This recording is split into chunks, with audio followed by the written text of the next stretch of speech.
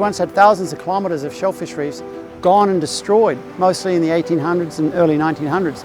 These systems are of incredible importance to, not only from an environmental point of view, but to our economic system. The work we're doing with TNC is really important. We're facing all sorts of environmental challenges, from having overexploited our ecosystems on land and in the ocean.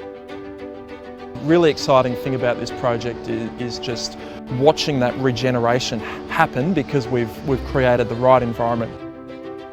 Shellfish Reef they're such a great idea because you start with something really basic, so some rock and some oyster, and then over time, based on the way that we've built them, we can create these entire habitats.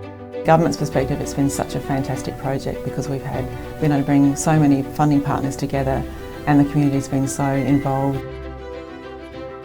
Reef restoration, recreating a reef that was lost, bringing it back, actually is a thing. It can be done, and that's tremendously exciting.